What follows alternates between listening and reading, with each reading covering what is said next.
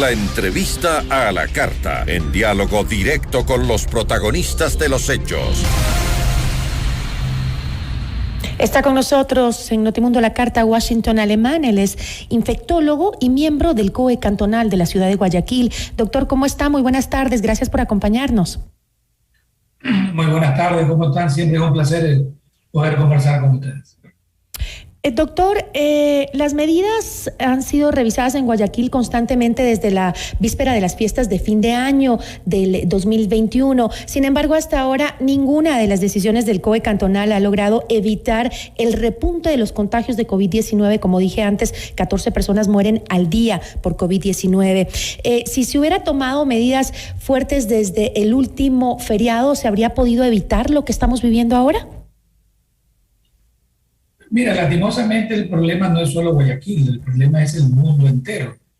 Creo que la expansión de la variante Omicron en tan poco tiempo ha sido explosiva y en gran parte de los países y el mundo entero tiene un crecimiento que en algunas partes el colapso de su sistema sanitario ya se lo comienza a ver. Por lo tanto, no es solamente un problema de Guayaquil. Yo creo que el propio COE nacional habla que más del 90% de los cantones están en semáforo en rojo, es decir, este es un problema a nivel nacional, en donde la rápida expansión de esta variante lastimosamente está llevando a que el alto porcentaje de personas infectadas sea lo que siempre hay el temor de que termine colapsando el sistema sanitario. Yo creo que las medidas son medidas que lastimosamente no te garantizan si es que no hay una corresponsabilidad ciudadana, ¿no? Porque creo que este es un 50-50.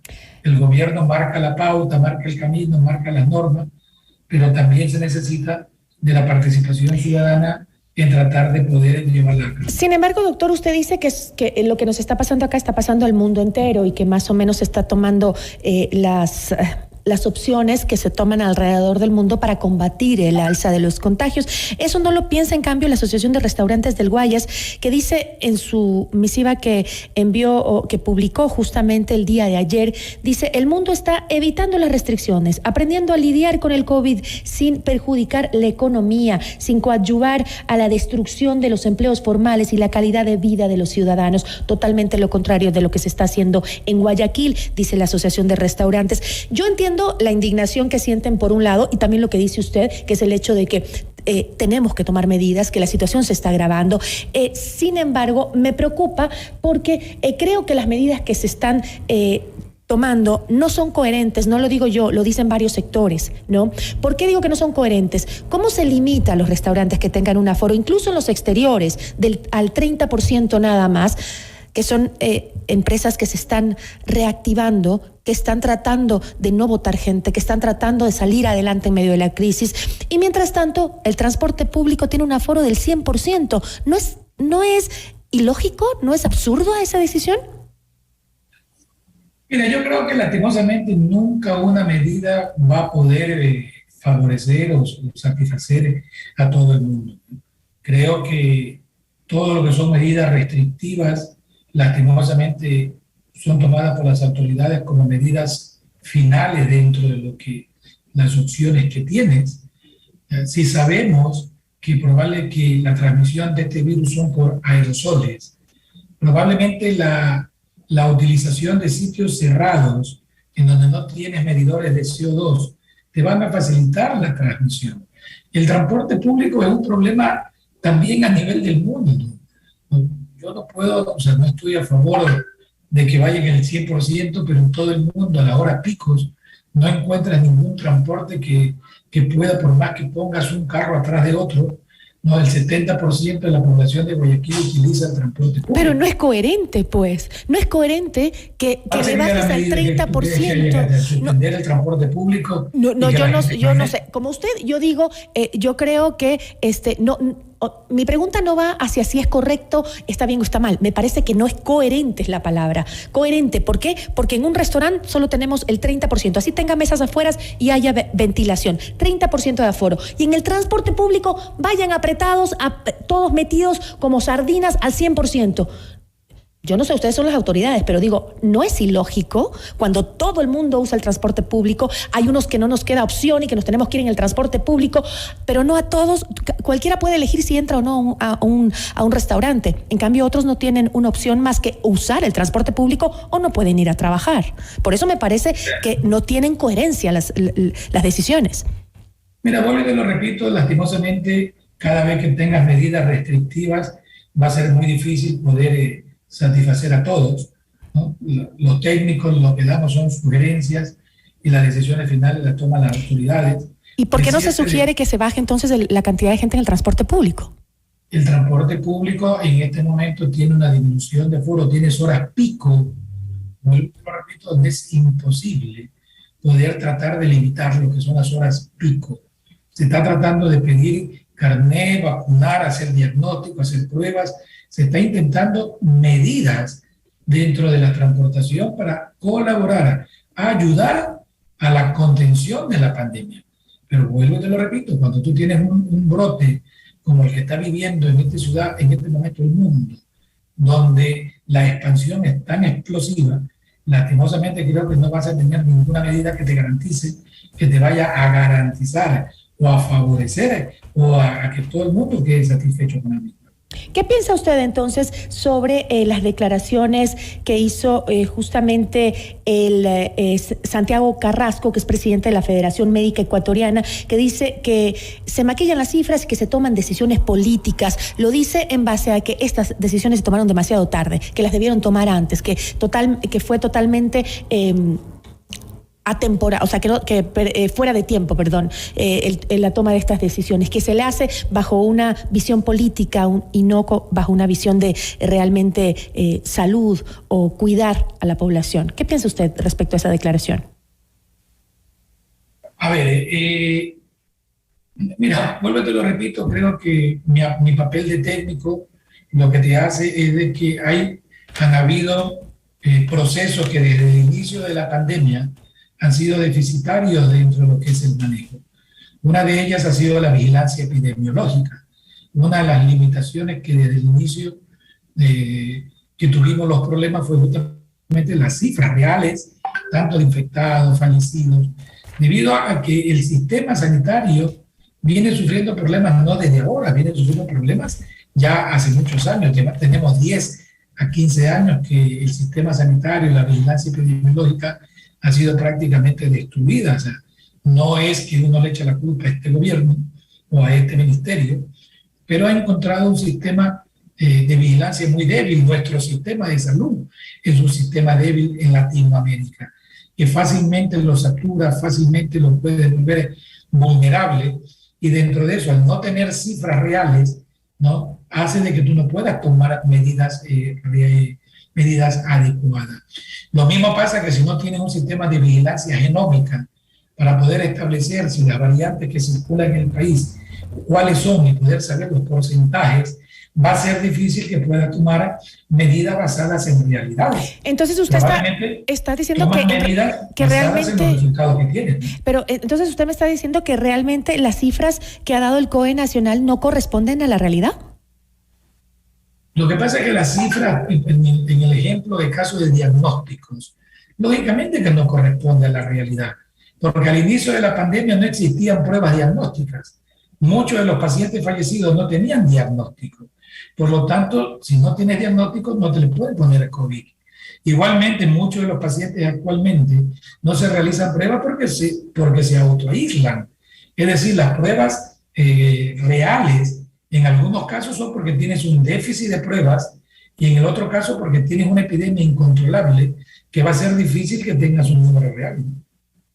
Bueno, entonces tendría razón entonces el presidente de la Federación Médica del Ecuador al decir que son políticas las medidas que se toman, ya que no tienen las bases reales de cifras que sean reales, que tengan asidero en lo que realmente está pasando. Como usted dice, pues no se ha podido dar cifras que nos digan lo que realmente está pasando. Ahora, ¿hasta cuándo entonces, si es que no tienen las cifras adecuadas, hasta cuándo se puede prever que continúe el aumento de los casos?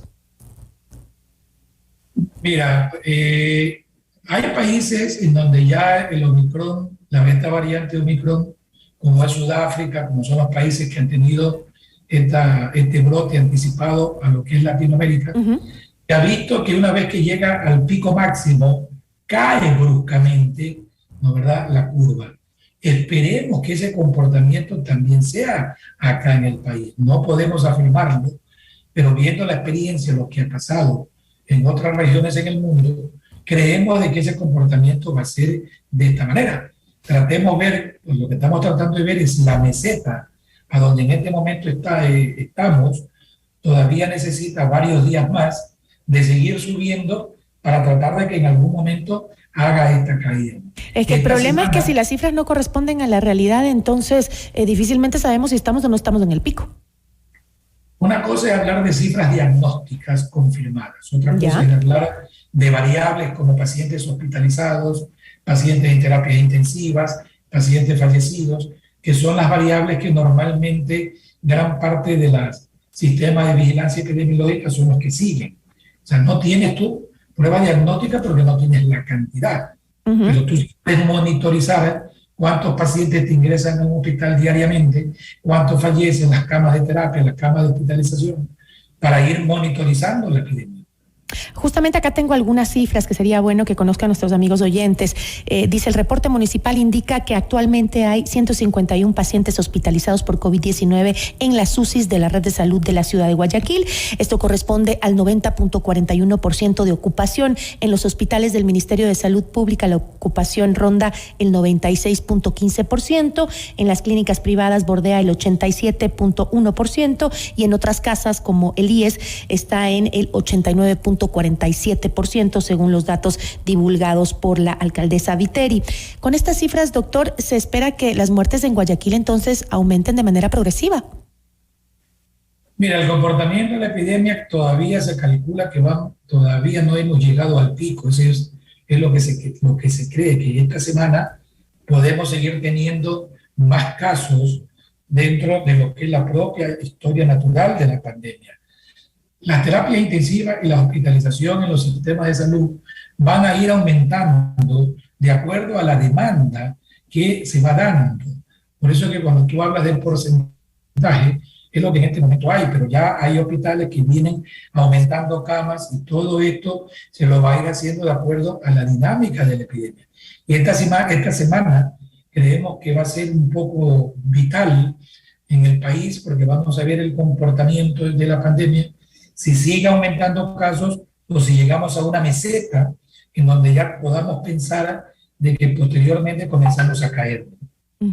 Ahora entiendo que la mesa técnica que está poniendo estas restricciones va a analizar la posibilidad de implementar una restricción vehicular durante las noches y solicita también, como usted dijo, al Ministerio pues, de Transporte y Obras Públicas que realice controles aleatorios o por placas para reducir la movilidad hacia la península de Santa Elena, desde Guayaquil hasta Santa Elena, entiendo, ¿no? Ahora, ¿cree usted o existe informes técnicos ya sobre la eficiencia de restringir la movilidad nocturna, aun cuando en el día existe como movimiento masivo a ciertos lugares como centros comerciales que todavía operan con el mismo aforo que tenían antes?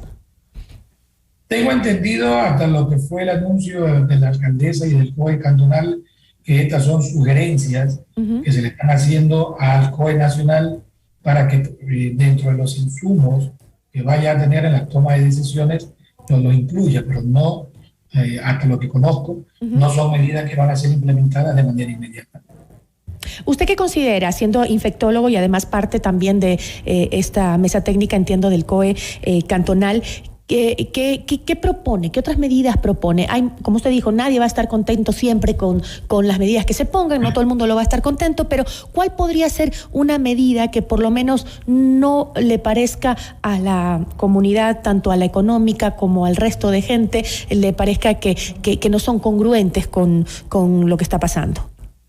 Mira, todo lo que son medidas restrictivas, sancionadoras, no son las mejores alternativas, pero son opciones que las autoridades la tienen dentro de lo que ellos tienen que tomar. Desde el punto de vista técnico, sabemos que uno de los pocos caminos para luchar contra una pandemia es la educación.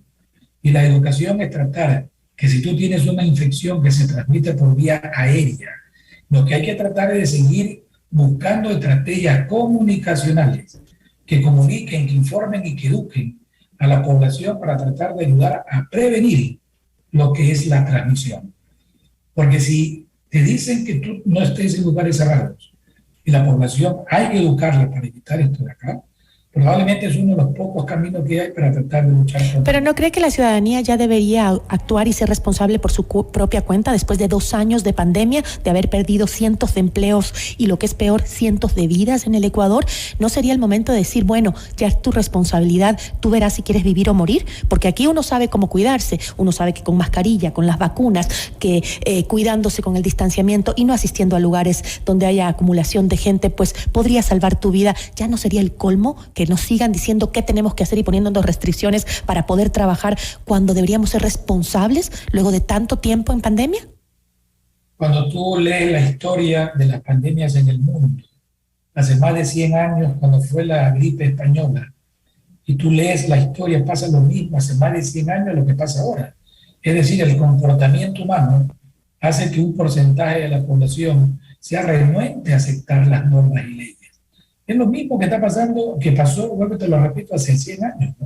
No es lo mismo una epidemia de HIV, donde hay una responsabilidad personal, que una epidemia con virus respiratorio, donde probablemente tú, que no quieres acatarse, entras a un sitio tosiendo, respirando, sin ninguna medida de protección y vas a terminar contaminando, infectando, transmitiendo a muchas otras personas. Es decir, hay que empoderar a la comunidad, a la población, a los líderes, para tratar de que la movilización ciudadana comunitaria sea la que ayude a que haga respetar las normas y leyes, porque al fin y al cabo el que se va a perjudicar es el mismo pueblo, la misma población, si es que tú no respetas las normas. Sí, y también aquellos que queremos trabajar y sacar adelante este país. Nos perjudica muchísimo lo que está pasando. Yo le agradezco muchísimo, doctor, por habernos acompañado en esta entrevista. No, gracias a ustedes, siempre a la orden. Una buena tarde. Agradecemos a Washington Alemán, él es infectólogo y miembro del COE cantonal de la ciudad de Guayaquil. Esto es Notimundo a la Carta, siempre bien informados.